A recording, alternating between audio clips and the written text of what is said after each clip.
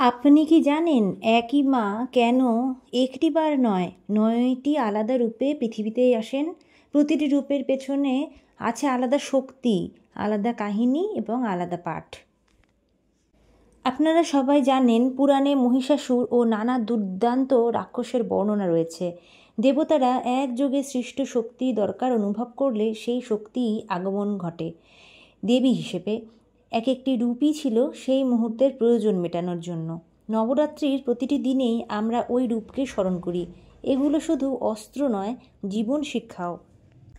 প্রথম যে রূপটি আমরা জানি শৈলপুত্রী। নাম শুনেই বুঝতে পারছেন পাহাড়ের কন্যা হিমাবতী, সরল এবং শক্ত তার মনোভাব।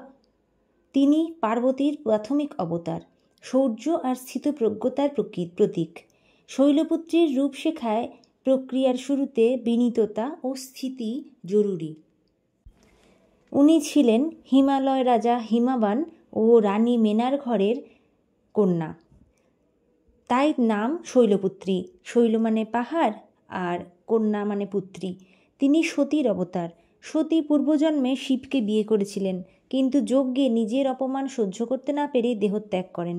পরবর্তী জন্মে তিনি আবারও শিবকে স্বামী হিসেবে পাওয়ার জন্য শৈলপুত্রী রূপে জন্ম নেন।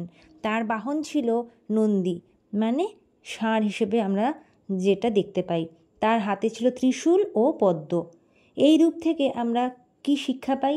এই রূপ থেকে আমরা যে শিক্ষা পাই তা হলো জীবনের শুরুতে দৃঢ়তা, ধৈর্য ও নিষ্ঠা থাকতে হবে।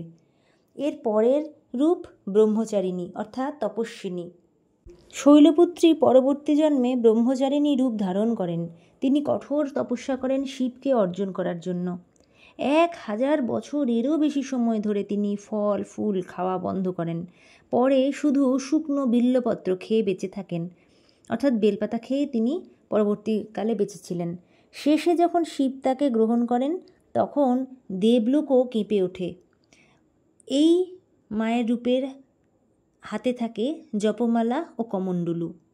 তাই আমরা এখান থেকে শিখতে পারি যে ঠিক যেমন পাহাড়ের কন্যা হিমাবতী সরল এবং শক্ত ছিলেন, তিনি যেহেতু পার্বতীর প্রাথমিক অবতার, তারপরেও তার শৌর্য আর স্থিতপ্রজ্ঞতার জন্য উনি কিন্তু কোনো রকম ঔদ্ধত্য দেখাননি।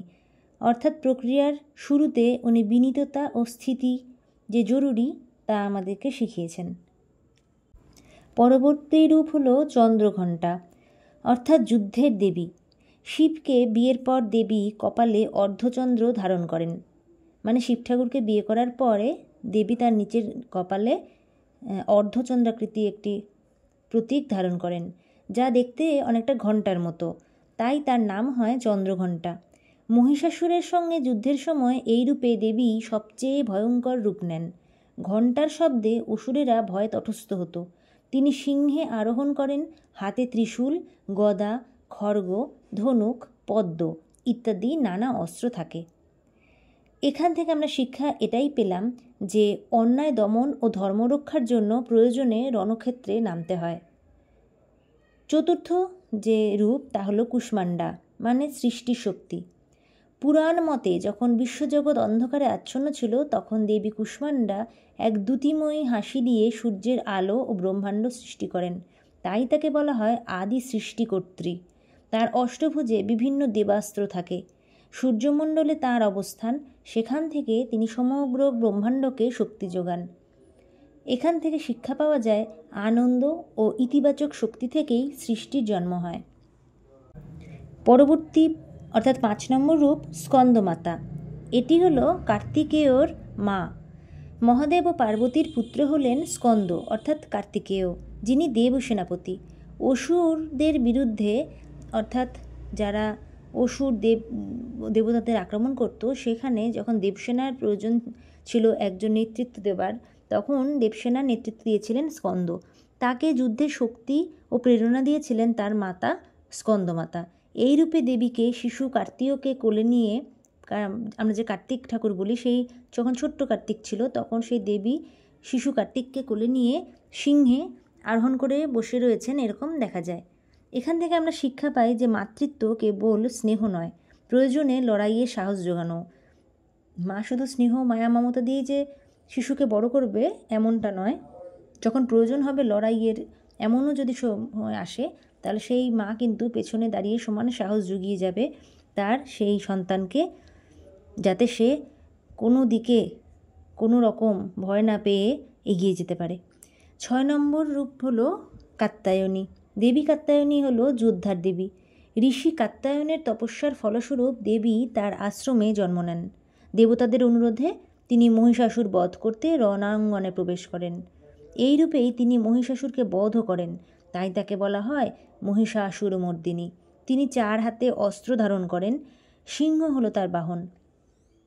এক্ষেত্রে আমরা শিক্ষা পেলাম অন্যায় বিনাশে সক্রিয় পদক্ষেপ নিতে হয়, শুধু দর্শক হলে চলবে না।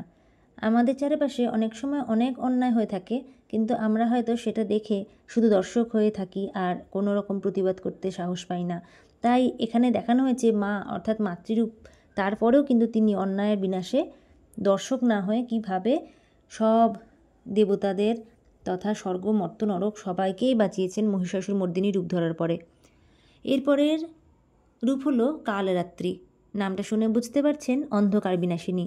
শুম্ভ নিশুম্ভ ও রক্তবীজের অত্যাচারে দেবতারা অসহায় হয়ে পড়লে দেবী ভয়ঙ্কর কালো রূপ ধারণ করেন।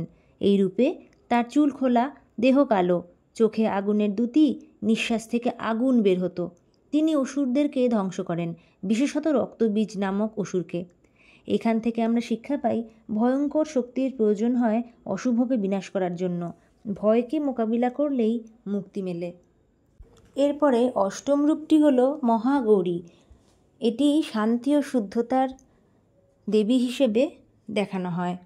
এই রূপটি ভয়ঙ্কর যুদ্ধ শেষে দেবী আবারও শান্ত ও নির্মল রূপে ফিরে আসেন। তার দেহচর্চা ও তপস্যার ফলে তিনি শ্বেতবর্ণে দীপ্তিমান হন।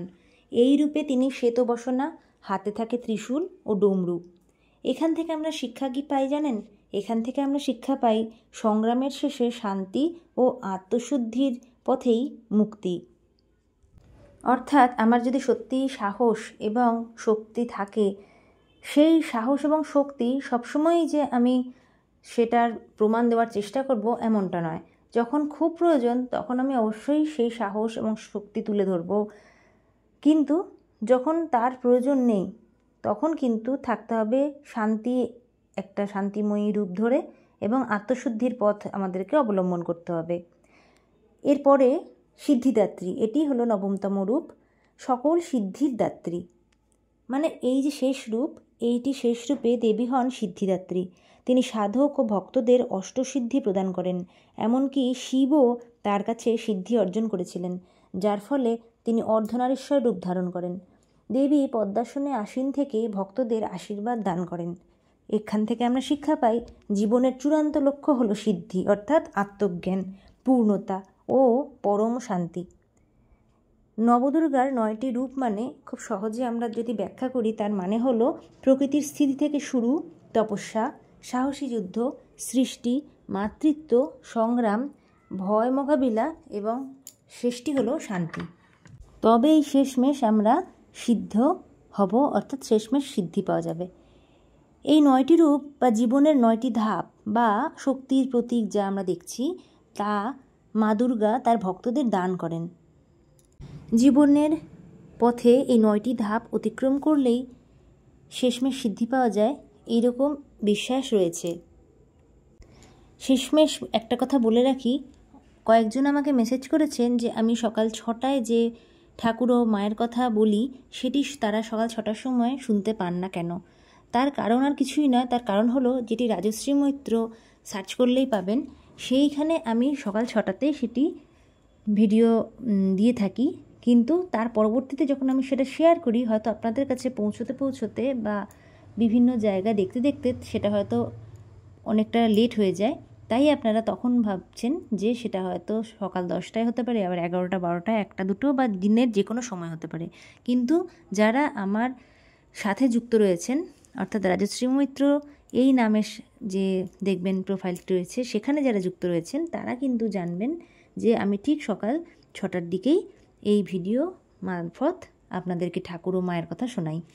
তো সবাইকে অনেক অনেক ধন্যবাদ জানিয়ে এর পরবর্তী দিনের ভিডিওতে আমন্ত্রণ জানালাম সকাল 6টায়, যা আপনারা শুনতে পান প্রত্যেক দিন। সেরকম। সবাইকে আরও একবার অসংখ্য ধন্যবাদ।